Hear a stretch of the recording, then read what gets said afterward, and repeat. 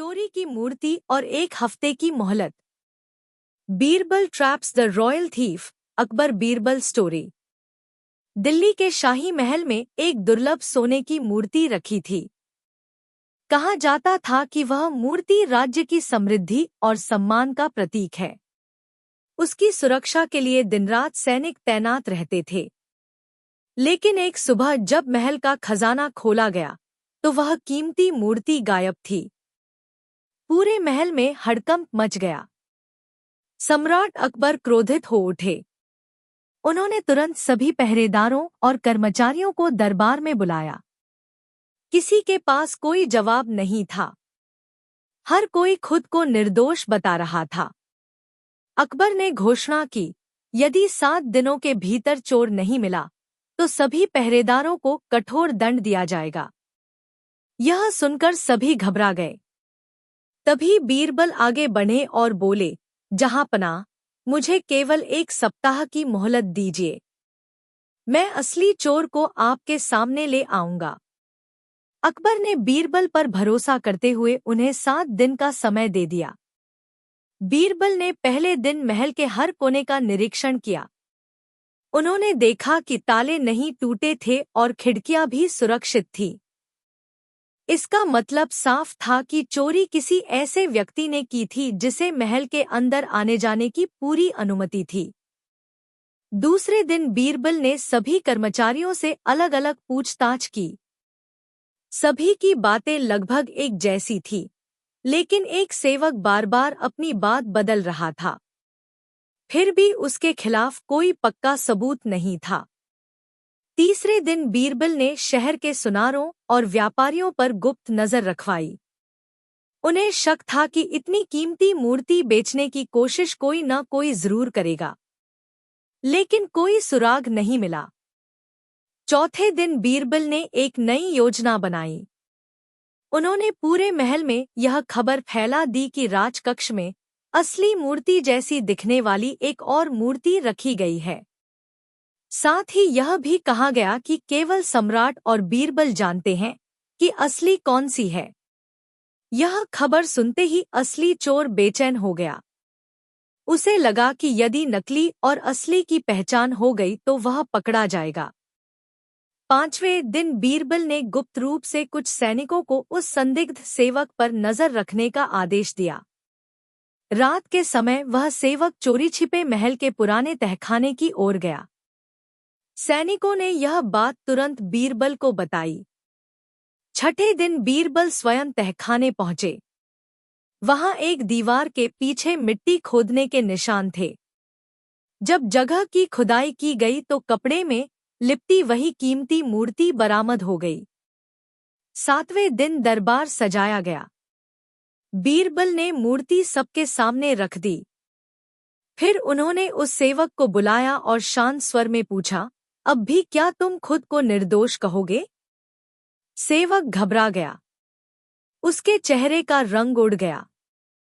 कुछ ही देर में वह रो पड़ा और बोला, मुझसे लालच में बहुत बड़ी गलती हो गई। मैंने सोचा था कि कुछ समय बाद मूर्ति निकालकर बेच दूंगा, लेकिन आपकी चाल ने मुझे डरा दिया।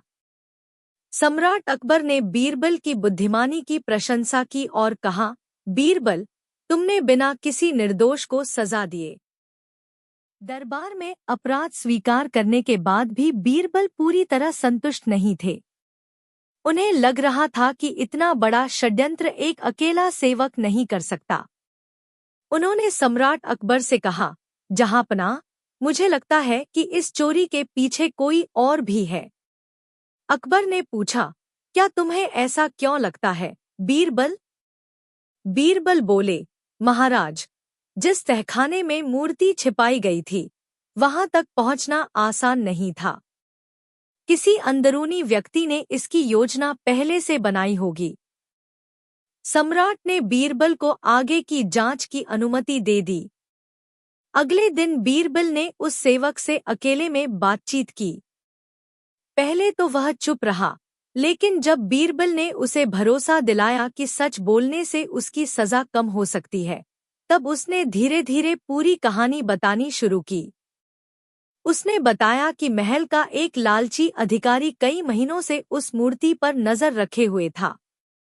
उसी अधिकारी ने चोरी की पूरी योजना बनाई थी। उसने सेवक से कहा था कि यदि मूर्ति सफलतापूर्वक छिपा दी गई तो उसे ढेर सारा सोना मिलेगा।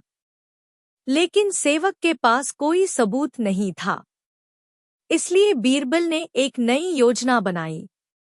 उन्होंने पूरे महल में यह खबर फैला दी कि चोरी की मूर्ति पर एक विशेष शाही निशान था जिसे केवल राजकीय कारीगर ही पहचान सकते हैं। साथ ही यह भी घोषणा करवाई कि अगले दिन दरबार में उस निशान की जांच होगी। यह समाचार सुनते ही असली मास्टरमाइंड घबरा गया। उसे लगा कि अब उसका नाम सामने आ जाएगा। उसी रात वह तहखाने के पास गया ताकि वहां छिपे अपने निशान और सबूत मिटा सके। लेकिन बीरबल पहले से तैयार थे। सैनिक छिपकर उसकी हर गतिविधि देख रहे थे। जैसे ही अधिकारी ने दीवार के पीछे हाथ डाला, सैनिकों ने उसे रंगे हाथों पकड़ लिया। अगले दिन भरे दरबार में बीरबल ने उस अधिकारी को सबके सामने पेश किया। पहले तो उसने अपने पद का घमंड दिखाया और कहा, मैं निर्दोष हूँ। बीरबल मुस्कुराए और बोले, यदि तुम निर्दोष हो तो आधी रात को तहखाने में क्या कर रहे थे? अधिकारी के पास कोई उत्तर नहीं था। तभी सैनिकों ने उसके पास से मिले नक्शे, गुप्त चाबी और सोने के सिक्कों की थैली दरबार में रख दी। अब उसके झूठ की कोई गुंजाइश नहीं बची। कुछ ही क्षणों बाद अधिकारी ने अपना अपराध स्वीकार कर लिया। उसने बताया कि लालच ने उसकी बुद्धि छीन ली थी। उसने सेवक को मोहरा बनाकर शाही मूर्ति चुराने की योजना बनाई थी ताकि बाद में उसे विदेश के व्यापारियों को बेच सके। सम्राट अकबर अत्यंत क्रोधित हुए। उन्होंने कहा, जो व्यक्ति राज्य की रक्षा करने की शपथ ले, वही यदि राज्य से विश्वासघात करे तो उसका अपराध सबसे बड़ा होता है। अधिकारी को उसके अपराध के अनुसार कठोर दंड दिया गया और सेवक को भी कानून के अनुसार सजा मिली। इसके बाद महल की सुरक्षा व्यवस्था पूरी तरह बदल दी गई। अकबर ने बीरबल की ओर देखकर कहा, तुमने केवल चोर ही नहीं पकड़ा, बल्कि उस षड्यंत्र का भी पर्दाफाश कर दिया जो पूरे राज्य के लिए खतरा बन सकता था। महल में फिर से शांति लौट आई थी। चोरी की गई शाही मूर्ति अपने स्थान पर वापस रख दी गई थी। पूरे राज्य में बीरबल की बुद्धिमानी की चर्चा होने लगी। लेकिन बीरबल के मन में अभी भी एक सवाल था, क्या सचमुच इस षड्यंत्र का अंत हो गया है? एक सुबह महल के गुप्तचर ने आकर सूचना दी कि जिस अधिकारी को दंड दिया गया था, उसके कुछ साथी अभी भी बाहर खुले घूम रहे हैं।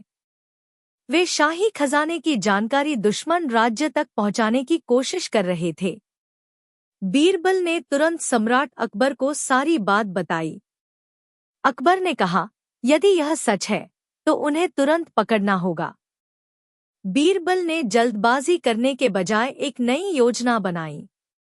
उन्होंने पूरे राज्य में यह खबर फैलवा दी कि शाही खजाने को अब महल के एक नए गुप्त कक्ष में स्थानांतरित किया जा रहा है। वास्तव में ऐसा कुछ नहीं था। यह केवल षड्यंत्रकारियों को बाहर निकालने की चाल थी। यह खबर सुनते ही गद्दारों ने रात में उस कथित गुप्त कक्ष तक पहुंचने की योजना बनाई।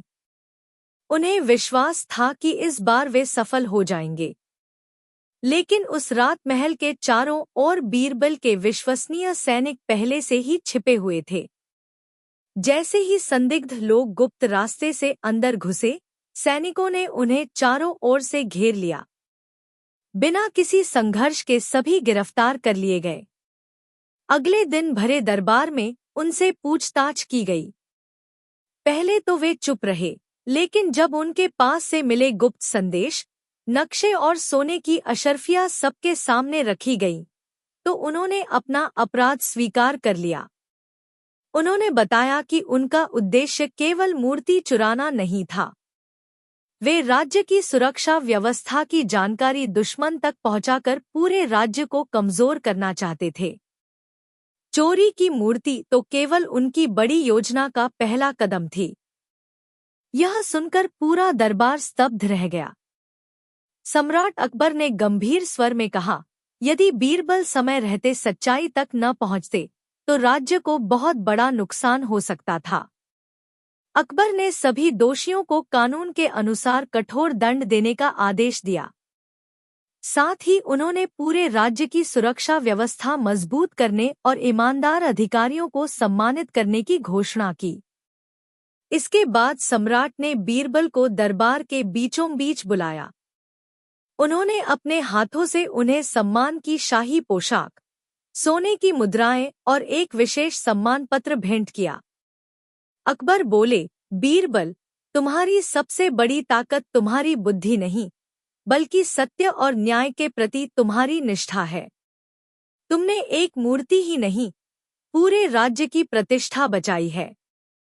बीरबल ने विनम्रता से उत्तर दिया, जहां पनाह, किसी भी राज्य की सबसे बड़ी शक्ति उसका खजाना नहीं, बल्कि उसके लोगों का विश्वास होता है।